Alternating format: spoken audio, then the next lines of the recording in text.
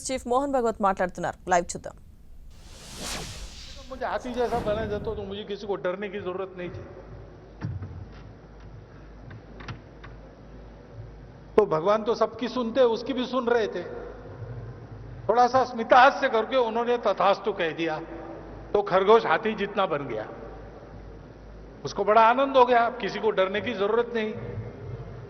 नींद हो गई थी, शाम का स्नान करने के लिए और वहां पर एक तालाब था जंगल का, उसमें गया तो तालाब के किनारे मेंढक थे।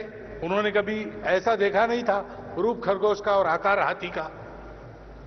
तो वो जल में कूदने लगे, डुबुक डुबुक आवाज आने लगी। तो इसने कहा कि अरे डरो मत, मैं तो वही आपका खरगोश हूं। आज मेरा भगवान की कृपा से आकार बढ़ रहा है, अब किसी को डरने की जरूरत नहीं, इसलिए आनंद से नहाऊंगा।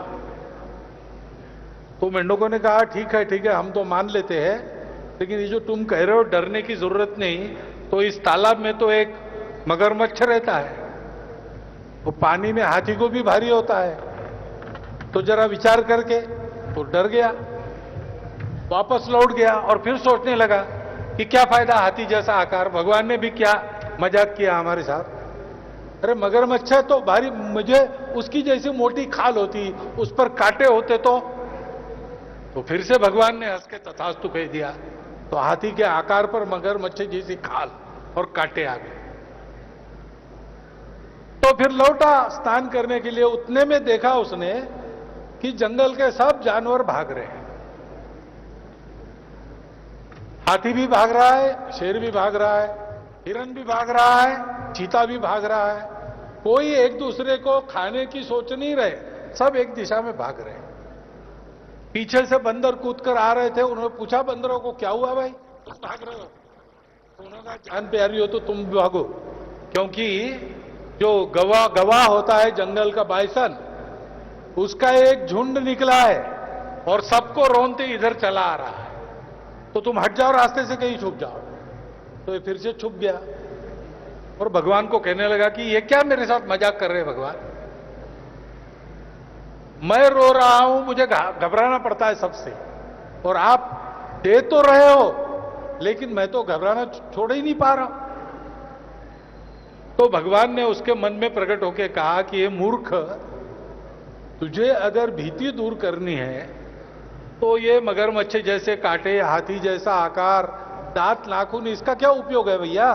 तुम्हारे उस छोटे से शरीर में ही एक निर्भय हृदय अगर तुम मांग लेते तो उसी क्षण तुम्हारा डरना बंद हो जाए।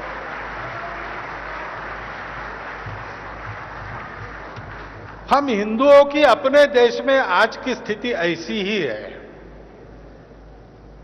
हमारे पास कोई कमी नहीं है किसी बात की। इस देश में अभी भी लगभग 1000 साल विधर्मियों के आक्रमण को, पाशविक अत्याचारों को झेलकर भी हम 80% तो हम ही हैं, और कौन है?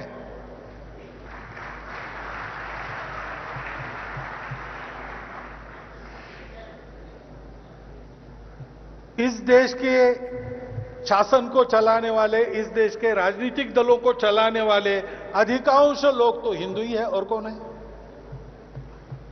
शासकीय कर्मचारियों में अधिकांश तो हिंदू है, और कौन है? क्या नहीं है हमारे पास इस देश में? ये हमारा देश है। आज भी हमारे मंदिर खड़े और मंदिर खड़े हो रहे हैं। हमारी परंपरा ने हमको जो सिखाया है वो शाश्वत है। सारी दुनिया इक्वालिटी की बात फ्रांसीसी राज्य क्रांति के बाद करने लगी, और बात बहुत करते हैं, लेकिन आज भी कभी कभी लगता है कि गोरी चमड़ी वाले बाहर के लोग हैं, उनके मन में अपने श्रेष्ठता का अहंकार आज भी है। ऐसा वहां अन्य रंगों के लोग जो है उनको लगता है, वो बोलते भी हैं। लेकिन हमारे यहां तो ये समता की बात हजारों वर्षों से बताई जा रही है। यहां रामानुजाचार्य जी की सहस्राब्दी के निमित्त उनकी विशाल मूर्ति को देख रहे हैं, उनका यही उपदेश था।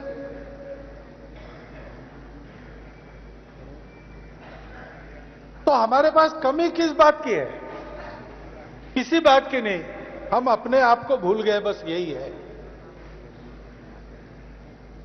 लड़ना पड़ता है, लेकिन लड़ने के लिए क्या करना पड़ता है? कभी कभी जब चर्चा होती है तो ये समस्या है, वो समस्या है, यहां ऐसा हो रहा है, वहां ऐसा हो रहा है, इसी की चर्चा होती है कि भाई उपाय की चर्चा करो। एक उदयनन नाम का राजकुमार था केरल में। उसके पिताजी ने उसको सीखने के लिए भेजा, प्रजा का रक्षण करना है तुमको, लड़ना आना चाहिए, शस्त्र विद्या, द्रोणाचार्य की विद्या सिखाने वाले 21 आचार्य केरल में थे, उनका गुरुकुल था, उसमें भेजा। वो गया, उन आचार्यों के उनका शिष्य बनकर 12 साल उसने खूब अच्छी मेहनत की, खूब अच्छा सीख लिया। फिर परीक्षा का समय आया तो अपने शस्त्र लेकर पहुंच गया गुरु के पास। 20 गुरु बैठे थे, 21वें प्रधानाचार्य सबके सामने थे, और उसने कहा कि आचार्य मैं उपस्थित हूं, मेरी परीक्षा लीजिए। तो प्रधानाचार्य ने पूछा उसको, परीक्षा तो लेते लेकिन पढ़े कितना हो वो बताओ 12 साल में। हमने पढ़ाया ठीक है, लेकिन तुमने लिया कितना वो बताओ, तो उसकी परीक्षा लेंगे। तो उसने कहा कि आचार्य आपकी कृपा से मैं इतना सीख गया हूं कि मेरे सामने विभिन्न शस्त्र अस्त्र लेकर अगर 10,000 लोग आते तो मैं उनसे लड़ सकता हूं और विजयी हो सकता हूं। हां, लेकिन आपने ताली बजाई, आचार्यों ने भी ताली तो बजाई होंगी, लेकिन उसको कहा कि ये अच्छा है लेकिन अभी परीक्षा नहीं लेंगे, 6 महीने बाद आओ। तो वो तो समझ गया, 6 महीने बाद यानी सप्लीमेंट्री में बुलाया, तो फेल हो गए। तो सोचने लगा, और सोचते सोचते उसको उत्तर मिल गया। 6 महीने के बाद फिर पहुंचा और वही प्रश्न उसको किया गया कि क्या सीखे हो बताओ। तो उसने कहा कि आचार्य मैं जरा भूल गया था, ठीक से सोचा नहीं था, 10,000 लोगों से तो किसी को नहीं लड़ना पड़ता है। विभिन्न अस्त्र शस्त्र लेकर आपको मारने के लिए 10,000 लोग घेर कर भी खड़े हो गए तो भी जो अंदर खड़े हैं उतने ही आपको मार सकते हैं, बाकी लोग तो आपको मार ही नहीं सकते, उनके शस्त्र आपस में ही टकरा जाएंगे। तो ये युद्ध का शास्त्र, अपना परंपरागत शास्त्र जो है वो कहता है कि अधिक से अधिक 27 लोग आपको एक साथ मार सकते हैं। तो उसने कहा कि मैं 27 लोगों से अच्छी तरह लड़ सकता हूं। तो गुरु ने कहा कि तुमको सोचने की दिशा मिल गई है, इसी दिशा में सोचो और 6 महीने के बाद आओ। तो थोड़ा दुख हुआ, लेकिन उनको लगा कि एक क्लू तो मिल गया, इसी दिशा में सोचना है। तो सोचते सोचते उसको ध्यान में आया, अगली बार पहुंचा और वही प्रश्न आया तो उसने बताया कि मेरे अहंकार में मैं भूल गया था, 27 लोग मारेंगे तो भी एक साथ। शास्त्र ये कहता है कि एक को रोको, दूसरे को धौस दो, तीसरे को पीटो और चौथे के बगल से घेरे के बाहर हो जाओ, और फिर कभी एक से ज्यादा को सामने पड़ने मत दो। तो मैं एक से तो बहुत अच्छी तरह लड़ सकता हूं, क्योंकि एक समय एक से ही लड़ना पड़ता है। तो गुरु ने कहा बस अब तुम तो लगभग पहुंच गए हो, पहुंच जाओ और 6 महीने के बाद आओ। अब क्या गड़बड़ हो गई? तो फिर उसने अंतिम उत्तर, सही उत्तर दिया। उसने गुरुजी को बचाया, गुरुजी आपने जो सिखाई मुझे विद्या, तो मारपीट करने के लिए, लड़ने के लिए थोड़ी सिखाई, और मेरा भी किसी से झगड़ा नहीं है, किसी से बैर नहीं है, जैसे अपने हिंदू समाज का है। वो तो किसी से दुश्मनी करता नहीं, इसलिए मैं किसी से नहीं लड़ सकता। क्यों लड़ूं? कारण नहीं है कोई लड़ने का, सब मेरे अपने बंधु है, वसुधैव कुटुंबकम है। लेकिन मैं ये जानता हूं कि मैं ऐसा हूं, लेकिन दुनिया सारी ऐसी नहीं है, उसमें दुष्ट लोग हैं। कारण हो न कारण हो वो लड़ते रहते हैं, और सज्जनों से पहले लड़ते हैं, उनसे ज्यादा खार खाते हैं। ऐसी दुनिया में अपने को और अपनी प्रजा को बचाने के लिए मैं ऐसे लड़ सकता हूं कि मैं इन दोनों को बचा सकता हूं। मैं लड़ किसी से नहीं सकता, लेकिन इन सबको बचा सकता हूं। तो फिर गुरु ने कहा कि ये तुम्हारा उत्तर सही है, 12 साल से हम देख रहे तुम लड़ते कैसे हो, ये ध्यान में रखकर लड़ो तो बाकी काम हो गया। हिंदुओं को बस यही करना है, सामर्थ्य हमारे पास ऐसा है कि हमारे सामने खड़े रहने की ताकत किसी की नहीं है। जिनका डर कभी कभी हमारे मन में आ जाता है और उस डर के मारे कभी कभी हम भी उल जलूल बातें कह देते हैं, उल्टी सीधी बातें कर लेते हैं। उन्होंने तो बहुत प्रयास किया।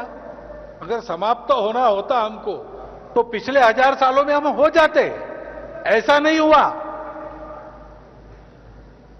जो हमको नष्ट करने तुले थे उनके पैर खोखले हो रहे और हम तो वैसे के वैसे हैं।